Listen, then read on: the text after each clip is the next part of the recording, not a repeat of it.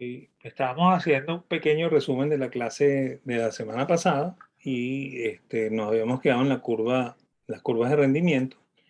Y bueno, tendríamos que hablar de los otros tipos de bonos. ¿Okay? Hay muchísimas formas de bonos. ¿Okay? Es más, después cuando veamos opciones, vamos a ver que también se le pueden añadir opciones a los bonos. ¿Okay? O sea, el- los bonos son instrumentos muy ricos, ¿no? Que se les puede inventar muchas cosas.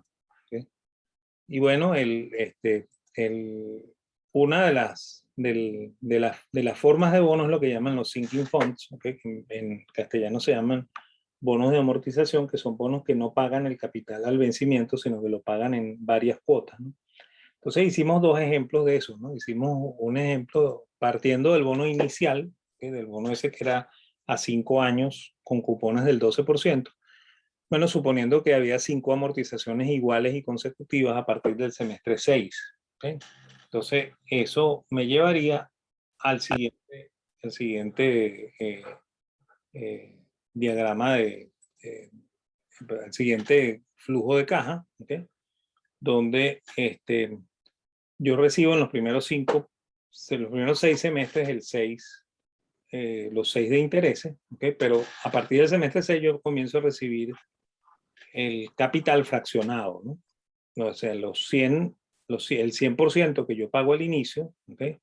Lo recibiría en 5 pagos de 20, ¿no? Entonces, el primero sería en el semestre 6, el segundo el 7, el segundo el tercero en el 8, el cuarto en el 9 y el último en el 10, que es la fecha del vencimiento, ¿no?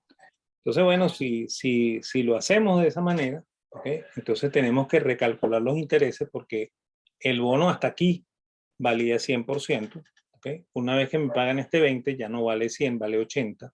¿Okay? Por lo cual, la tasa de interés sería el 6% de 80, ¿no? Sería 4.8.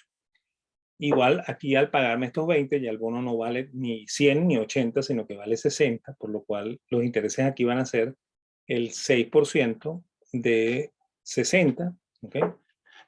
O bueno, si lo quieren decir en términos anuales, el 12% semestral de 60, ¿ok? Y eso sería 3.6, ¿ok?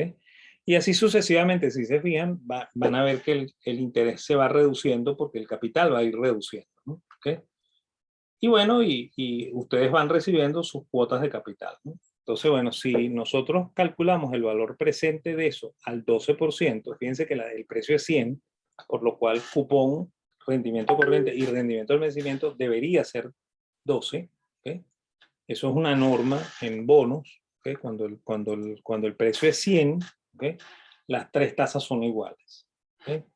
Entonces, bueno, si nosotros hacemos el valor presente de eso, ¿okay? Exactamente me da 100, ¿okay? Lo cual significa que el valor presente neto da 0, ¿okay? Por lo cual la tasa interna de retorno efectivamente era el 12, ¿no? Entonces aquí pasa que cuando el precio es 100, cupón, rendimiento corriente y rendimiento del vencimiento corresponden a la misma tasa que es 12, ¿okay? Y ahora calculo, tomando el flujo de caja descontado, multiplico por n y consigo la columna de flujo de caja descontado por n. ¿Okay? Con eso puedo calcular la duración. La duración sería 654,4711 entre 2%, y eso da 3,2724 años. Eso significa que yo recupero la inversión un poquito después del semestre 6, ¿no? Por aquí. ¿Okay? Y entonces, por hacer lo mismo que hicimos antes, ahí contamos que tenemos 5 pagos de 6, 30, y un pago de 26, por lo cual recibimos 56 y hemos pagado 100, ¿no? ¿Okay? Lo cual ratifica que efectivamente no recibimos la recuperación de la inversión todavía. ¿Okay?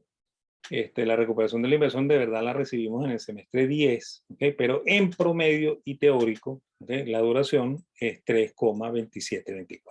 ¿Okay? Y bueno, con esa duración de 3,2724, descontando un semestre al 12%, me dice que el riesgo de precio es 3,0871, ¿no? Entonces esto significa que este bono tiene menos riesgo de precio que los 3 bonos anteriores que estudiamos, ¿no? Y tiene menos riesgo de precio porque yo estoy recuperando capital anticipadamente. ¿Ok? Esa es una de las razones por las que tengo menos riesgo de precio. Ok, eso se puede probar también con prima y descuento. Yo no lo hice, pero se puede probar con prima y descuento. ¿Ok? Y bueno, pusimos un segundo ejemplo de bono de amortización con amortizaciones mucho más aceleradas, ¿okay? O sea, comenzando en el semestre 2, ¿okay? Y la metodología es la misma, ¿no? Aquí recibo 6 de interés y aquí también. Y aquí, como ya el bono no vale 100 sino 80, recibo 4.8, 4.8 y así sucesivamente, ¿no? Calculo el valor presente al 12, me da 100, ¿ok? Entonces eso ratifica que, de nuevo, cupón, rendimiento corriente y rendimiento al vencimiento son la misma tasa cuando el precio es 100. Y bueno, multiplico flujo de caja por N y con eso consigo esta sumatoria que me permite calcular la duración. Y la duración sería 504,2569 entre 2%, ¿okay? Y eso me da 2,5213, ¿okay? Lo cual significa que yo recupero la inversión un poquito después del semestre 5, ¿no? 2,5 sería el semestre 5, ¿okay? O sea que un poquito después del semestre 5 yo recuperaría inversión en promedio. Y bueno, otra vez por hacer los cálculos, sumo 6 más 26 más 4.8 más 24.8 más 3.6 y veo que no alcanza el 100%, ¿no? Por lo cual de verdad yo no recuperé. Eso es un periodo de recuperación teórica, ¿okay? Y bueno, con eso puedo estimar la duración ajustada, que es el riesgo de precio también estimado, ¿okay?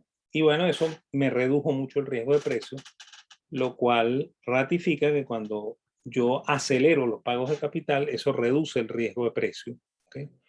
Y bueno, y dijimos también que esa era la razón por la cual normalmente los banqueros, cuando nos prestaban, ¿okay?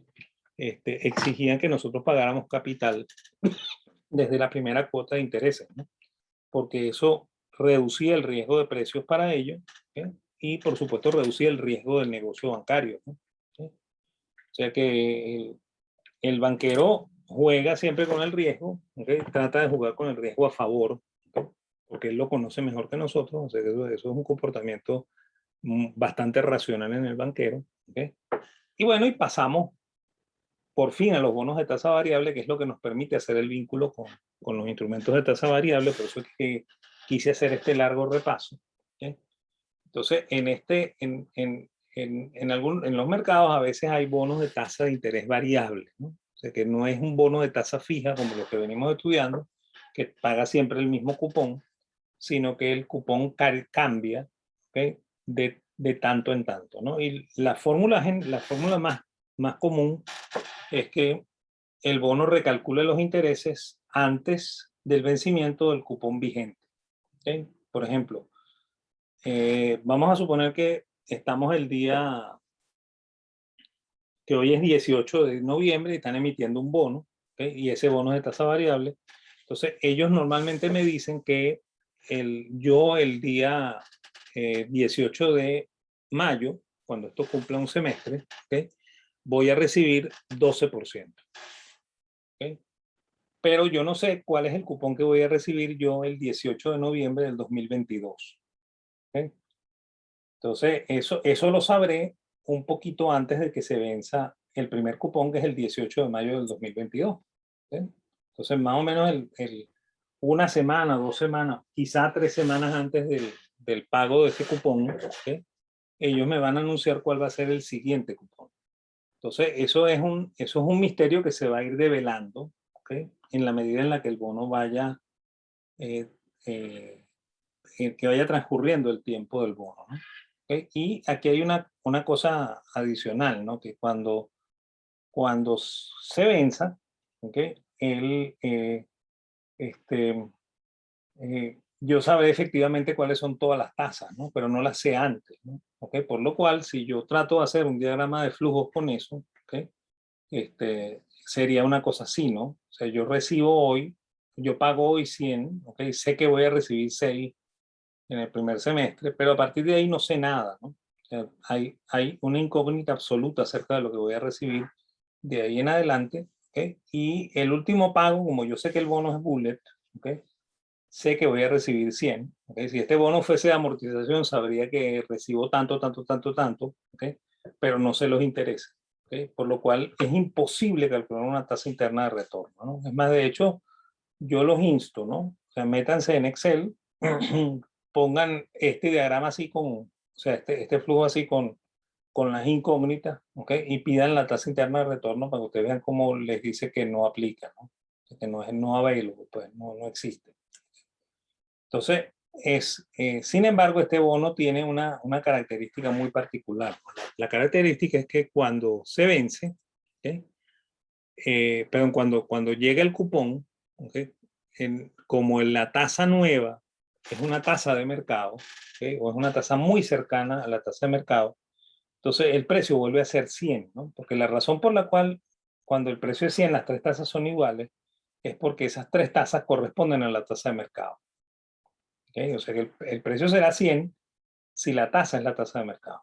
¿Okay? Entonces, bueno, normalmente cuando el bono recalcula intereses, y normalmente los bonos de tasa variable se le fija una fórmula para que más o menos se ajusten a una tasa de mercado, ¿okay? Que el cupón sea la tasa de mercado vigente en ese momento.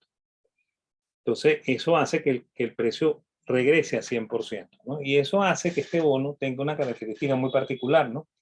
Que este bono tenga muy bajo riesgo de precio, ¿okay? Porque yo con los otros bonos no sé cuándo, o sea, la única manera en la que el precio vuelve a ser 100 es al vencimiento. Porque yo sé que en el vencimiento me van a pagar siempre. ¿Okay? Y con los bonos de tasa variable, yo sé que cada semestre al menos, ¿okay? El precio regresa a 100. Entonces, por esa razón, este bono tiene bajo riesgo de precio, ¿okay? En relación a los otros bonos que son de tasa fija, ¿okay? Pero es un bono de alta incertidumbre, ¿no? Entonces, este bono es el que demuestra que incertidumbre y riesgo son dos cosas completamente distintas, ¿no? Que en los últimos tiempos, ¿okay? Una de las grandes confusiones de la teoría económica es que quieren hacer pasar la incertidumbre como riesgo, ¿no? ¿Okay? Incluso hay definiciones por ahí, hay libros que dicen el riesgo es la incertidumbre que se puede medir, no, la incertidumbre no se puede medir, ¿ok? Y la incertidumbre es una cosa y el riesgo es otra, pues, ¿okay? Pretender que ambas cosas son iguales es un error garrafal de teoría, ¿no? ¿Okay? Entonces, no son iguales, ¿okay? Y quizá este bono es el que demuestra que ambas cosas son distintas, ¿no? ¿Okay? Y también este bono es el que me permite hacer el salto hacia un bono, hacia un instrumento de renta variable, ¿no? Entonces, vámonos con los instrumentos de renta variable, ahorita sí, ¿okay? A ver cómo estudiamos eso, ¿no? Ok, fíjense, las rentas variables son lo que normalmente nosotros llamamos acciones. ¿Okay? Y, ¿en qué consiste esto? ¿No? La renta variable también es un contrato, ¿okay? Pero es un contrato donde el elemento más notorio es la incertidumbre. ¿Okay? No hay certeza de retorno, ¿okay? No hay, no hay ¿cómo se llama? No hay previsión de ningún tipo, ¿okay? No puedo saber cuánto es el tiempo que yo me voy a quedar con ella, ¿okay? Yo lo puedo imaginar, yo digo, me voy a quedar con esto 20 años, ¿okay? Y no sé a qué precio lo voy a vender, ¿okay?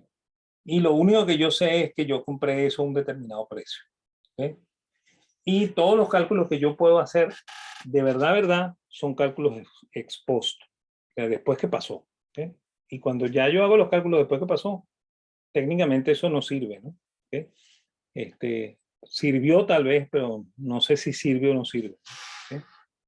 Y el riesgo fundamental aquí es un riesgo de precio que se mide por volatilidad, ¿okay? Por la volatilidad histórica, ¿no? Y bueno, y eso tiene el problema de que yo estoy suponiendo que el comportamiento va a ser similar al histórico, ¿no? Y yo no sé si eso va a ir cambiando desde el momento en que yo comienzo a calcular, ¿no?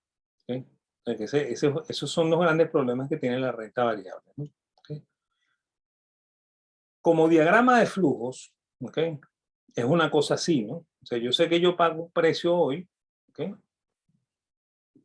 Pero no sé cuándo voy a recuperar la inversión, ni sé cuánto voy a recuperar de la inversión, ¿okay? O sea que para mí reina la más absoluta incertidumbre de aquí en adelante, ¿ok? Entonces aquí coinciden medianamente una alta incertidumbre con un alto riesgo, ¿no? ¿Okay? Pero eso no iguala la incertidumbre y el riesgo, ¿no? Porque acuérdense que el riesgo es una medida que yo puedo establecer en base a parámetros históricos, ¿no? La incertidumbre es una cosa que yo desconozco, ¿okay? Por lo cual yo no tengo base estadística con la cual mostrar qué es la incertidumbre, ¿no? ¿Okay? Y bueno, normalmente se calculan algunos rendimientos, ¿no? El rendimiento del dividendo, que es la relación entre el dividendo que me pagan por acción y el precio que yo pago por ella, ¿okay? Que es la fórmula que está aquí, ¿okay? El rendimiento del precio o el rendimiento de la apreciación cuando hay una variación de precio, o sea, cuando yo compro un determinado precio inicial, ¿okay? Y el precio hoy es otro, ¿okay? Que puede ser menor o mayor que el precio inicial, por lo cual este rendimiento puede ser positivo y negativo, ¿okay? Y el rendimiento total que incluye las tres, las dos cosas, ¿no? O sea, la variación de precio y el dividendo. O sea, si yo calculo esto, ¿okay? Me daría el rendimiento total de la acción. Sin embargo, el rendimiento de verdad se mide por metodología de interés compuesto, ¿okay? O sea, independientemente de que el plazo sea corto o largo, siempre se mide por tasa de interés compuesta, ¿okay? Y para evitar el problema de los dividendos y otros actos corporativos que después vamos a ver cómo se ajustan, ¿okay? Normalmente se usan los precios ajustados de las bases de datos, ¿no? Es más, de hecho, en el ejercicio que les estoy mandando de primero, les dice que te tienen que meter en, en el proveedor de información, que puede ser Yahoo, puede ser MarketWatch, puede ser Finance, lo que ustedes quieran, ¿no? Y usen los precios ajustados, los cierres ajustados, ¿no? ¿Por qué? Porque eso incluyen los actos corporativos que ajustan el precio, ¿no? Entonces les permite dar un rendimiento muchísimo más fidedigno de la inversión, ¿okay? Si usan el cierre puro, probablemente ahí no están los dividendos incluidos, y entonces tendrían que ponerlos y eso es complicado. Entonces mejor usar los precios ajustados que ya tienen incluidos los dividendos y no tienen que estar averiguando cuál es el dividendo, cuál es el split que les dieron, ni nada por el estilo. Entonces, bueno, vamos a suponer que yo compro una acción en $3 y la vendo en 5, ¿no? ¿Okay? Y primero vamos a suponer que el plazo de eso son 90 días. ¿Okay? Si el plazo es 90 días, como el rendimiento se tiene que medir en términos anual, ¿okay? Entonces yo aplico tasa de interés compuesta 5 entre 3 elevado a la 360 entre 90 menos 1. Eso me da 6,719, por lo cual el rendimiento anualizado de esto es 671,90%. ¿Okay? Fíjense, lo que subió fueron $2, ¿no? Y fueron 671,90%. ¿Okay? Si eso ocurre en los 180 días, supongamos que hoy es 18 de noviembre del 2021 y yo compré esta acción el día 18 de mayo del 2021, ¿okay? A 3 y la estoy vendiendo hoy a 5. Entonces, el resultado de eso sería 5 entre 3 elevado a la 360 entre 180 menos 1, y eso me da 1,7778, lo cual significa que yo obtuve un rendimiento del 177,78% anualizado. ¿Okay? Si esto ocurrió en un año, ¿okay? Yo compré esta acción a $3 el día 18 de noviembre del año 2020 y la estoy vendiendo hoy, 18 de noviembre, a un precio de 5. Entonces mi rendimiento es 5 entre 3 elevado a la 1 menos 1, eso me da 66,67, ¿no? Si se fijan, yo obtuve 66,67 aquí y aquí, pero como esto ocurre en término trimestral, se anualiza a 671,90. Como esto ocurre en término semestral, se anualiza a 177,78, y como esto ocurre en término anual, el término anual coincide con la tasa de interés compuesta, 66,67, ¿no? Y bueno,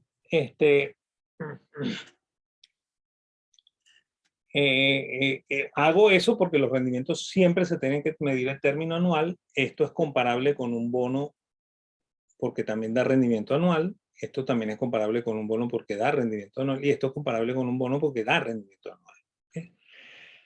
Si el plazo es 2 años en base 30-360 y eso corresponde a 720 días, entonces supongamos que yo compré esta acción el día 18 de noviembre del 2019 y la estoy vendiendo hoy, 18 de noviembre del 2021. ¿Okay? compré en 3 y vendí en 5. Entonces, eso sería 5 entre 3 elevado a la 360 entre 720 menos 1. Y eso me dice que cada año yo obtuve un rendimiento del 29,10%. O sea que este rendimiento es del año, ¿okay? No de los 2 años, sino del año. ¿Okay? Yo tuve la acción 2 años y anualmente gané 29,10%. Y de hecho, si ustedes multiplican 1 más 0,2910 por 1 más 0,2910, ¿okay? Y le restan 1, da 66,67. ¿Okay? Por lo cual ustedes obtuvieron 66,67 a lo largo de 2 años. ¿Okay? Y bueno, si esto ocurre en 3 años, ¿okay? Y yo compré la acción el 18 de noviembre del 2018 y la estoy vendiendo hoy, 18 de noviembre del 2021, compré en 3 y vendí en 5, entonces eso me daría un rendimiento de 18,56 anualizado. ¿Okay? O sea que cada año yo obtuve 18,56. ¿Okay? Entonces, así es como se hacen los cálculos, siempre se hacen ex post, después que pasó. ¿Okay? Yo no puedo decir, mire, yo compré la acción en 3 y la voy a vender en 7. ¿Okay? Ojalá, ¿okay? Pero eso no lo sabemos. ¿Okay? Eso es otro de los elementos de la incertidumbre, ¿no? Ok, la pregunta aquí es cuánto vale una acción, ¿no? Y esa la vamos a resolver en las clases que siguen, ¿no? Okay. El valor de una acción siempre es el valor presente descontado de los flujos de caja futuros. ¿Okay? Igualito que en un bono.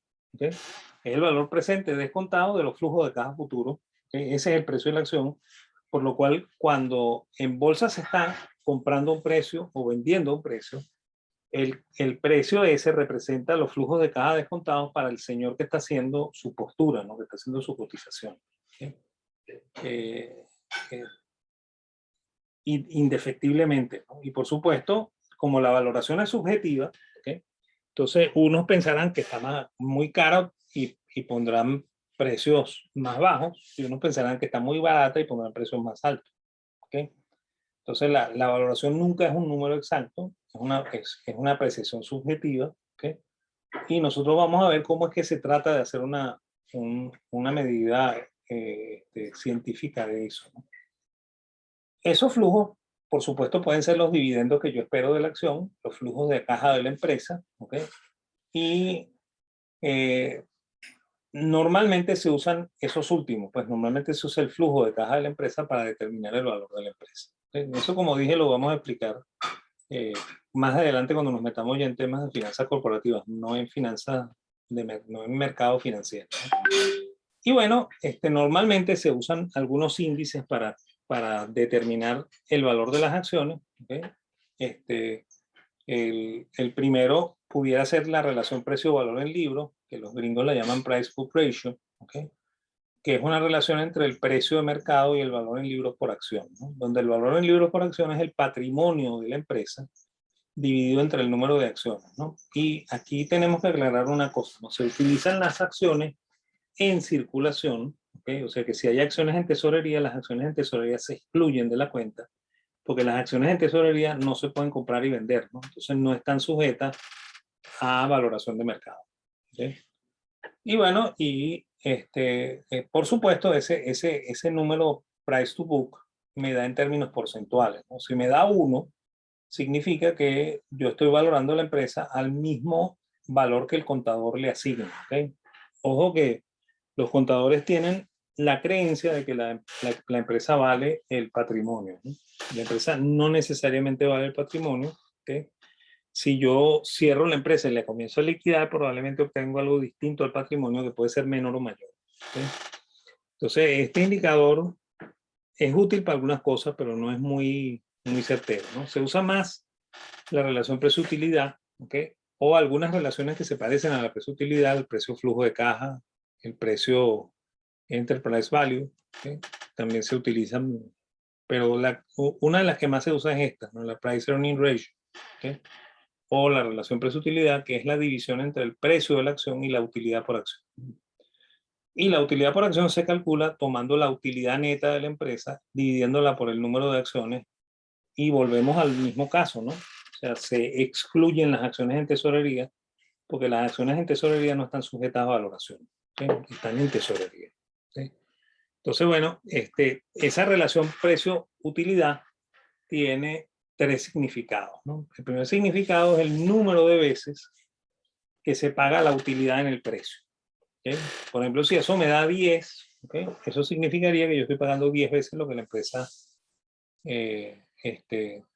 obtiene como utilidad en un año.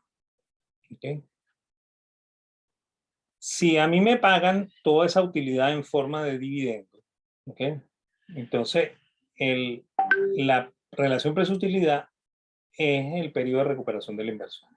¿Okay? Entonces, aquí llamo la atención mucho en esto, ¿no? Porque hay gente que cree que se puede calcular una tasa interna de retorno aquí y que se puede calcular una duración aquí, como se hace con los bonos, y dice que el periodo de recuperación es la duración, ¿no? ¿Okay? Eso no tiene ningún sentido financiero. ¿Okay? La duración de una acción es la relación precio-utilidad.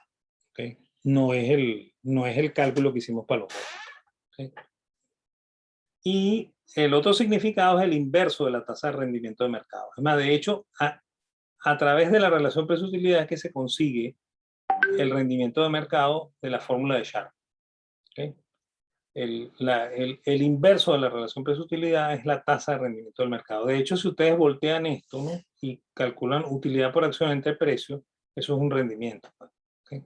Entonces, es el inverso de la tasa de rendimiento del mercado. Entonces, bueno, vamos a poner un ejemplo de esto, ¿no? Supongamos que yo hago esto para 4 acciones en un mercado, la acción A, la acción B, la acción C, la acción D. ¿Okay? Y calculo las relaciones precio-utilidad y casualmente me dan 2, 4, 6 y 2, 2, 4, 8 y 12. ¿Okay? Entonces eso significa que yo estoy pagando en la A 2 veces lo que se gana en un año, por lo tanto estoy esperando recuperar la inversión en 2 años. ¿Okay? Y tengo un rendimiento de mercado equivalente a el inverso de 2, que es 50%. ¿Okay? Para la acción B me da 4 veces. ¿Okay? Eso significa que yo espero recuperar la inversión en 4 años, ¿okay? Que estoy pagando 4 veces la utilidad en el precio y que el rendimiento de mercado de eso es el inverso de 4, que es 25. ¿Okay? Para la acción C me da 8. ¿Okay? Eso significa que yo estoy pagando 8 veces lo que la empresa se gana en un año, ¿okay? Por lo cual tengo una esperanza de recuperación de la inversión en 8 años. ¿Okay? Y un rendimiento de mercado equivalente al inverso de 8, que es 12,5. ¿Okay? Y la acción D me da 12 veces, ¿no? Entonces eso significa que yo estoy pagando 12 veces lo que la empresa se gana en un año, ¿okay? Que estoy esperando recuperar en 12 años, ¿okay? Y que el rendimiento de mercado es el inverso de 12, que es 8,33. ¿Okay? Entonces aquí me pasa una cosa bien curiosa, ¿no? Que a mí me gusta mucho acentuarla cuando estoy hablando de acciones, es que uno le pregunta a alguien, ¿qué prefiere usted? ¿Una empresa que recupera la inversión en 2 años o una empresa que recupera la inversión en 12 años? Todo el mundo dice que prefiere la de 2 porque cree que la de 2 tiene menos riesgo, ¿no? Y recupero más rápido y tengo menos riesgo. Y resulta que riesgo y rendimiento van en el mismo sentido, ¿verdad? Y si el rendimiento de mercado de esto es 50 y el rendimiento de mercado de esto es 8,33, esto es más riesgoso que esto. ¿Okay? Entonces, ojo con esto, ¿no? O sea, cuando uno hace análisis de acciones, las acciones no son bonos, ¿okay? No se comportan como bonos, ¿okay? No pueden ser analizadas como bonos, ¿okay? Aunque usen flujo de caja, ¿okay? Y valor presente neto, ¿okay? Por eso también no se puede usar tasa interna de retorno, ¿okay? La tasa interna de retorno da señales equivocadísimas cuando estamos usando rentas de tipo variable, ¿okay? La tasa interna de retorno solamente tiene sentido matemático y financiero cuando el flujo es de tasa fija. ¿Okay? Entonces, esto no se puede extrapolar lo que sacamos del bono a las acciones. Se pueden extrapolar algunas cosas, pero no todas. ¿Okay? Ok, y bueno, y para concluir, ¿okay? ¿Cómo se hacen los ajustes, ¿no? ¿Okay? Que salen en los proveedores de información, ¿no? Fíjense, en primer lugar, si una empresa me paga un dividendo en efectivo, ¿okay? El ajuste se hace restándole el precio de mercado, ¿okay? El dividendo. Y se resta hacia atrás. ¿Okay? Los ajustes se hacen siempre hacia atrás. ¿Okay? Y bueno, yo le restaré el dividendo a toda la base de datos hacia atrás. ¿Ok? ¿Okay? Cuando hay un dividendo en acciones, ¿okay? Que no es un dividendo efectivamente, ¿okay? Sino que es lo que los gringos llaman un split, ¿okay? Una escupida de acciones. ¿Okay? El ajuste se hace así, ¿no? Se toma el precio con el dividendo y se descuenta entre uno más el dividendo entre la base. ¿Okay? La D es dividendo y la B es base. ¿Okay? O sea, por ejemplo, si a mí me dicen, usted tiene un dividendo de 2 acciones por cada una, 2 es el dividendo y B y 1 es la base, ¿no? O sea, ustedes le están dando 2 acciones por cada una. ¿Sí? Entonces, bueno, si ese es el ajuste, entonces, bueno, se ajustan a partir del momento en que se paga hacia atrás. ¿Okay? Todos se descuentan con este factor, con 1 más dividendo entre base. ¿Okay? Y el tercer caso es lo que llaman derecho de suscripción, ¿no? Que es cuando la empresa les otorga a ustedes el derecho a suscribir a un precio fijo, ¿okay? Un precio de suscripción, unas acciones en base a unas acciones que ustedes tengan, ¿no? Entonces, aquí igualito, se tiene que saber cuánto es la base, ¿okay? O sea, lo que yo tengo que tener de acciones para poder ejercer y cuánto es el derecho, lo que puedo ejercer en función de la base. ¿Okay? Y por supuesto, tengo que saber el precio de suscripción, ¿no? Entonces, yo tomaría el número de acciones que tengo que tener, lo multiplico por el precio con el derecho, que es el precio en el momento en que se hace el ajuste. ¿Okay? Le sumo el derecho por el precio de suscripción, que es el precio al cual se pagan las acciones nuevas, ¿okay? Y se divide entre derecho, entre base más derecho. ¿Okay? Y con ese factor se ajustan todos los datos hacia atrás. ¿Okay? Así es como se hacen los ajustes de precio. ¿Okay? Entonces, bueno, con eso sí terminamos rentas variables, ¿no? ¿Okay?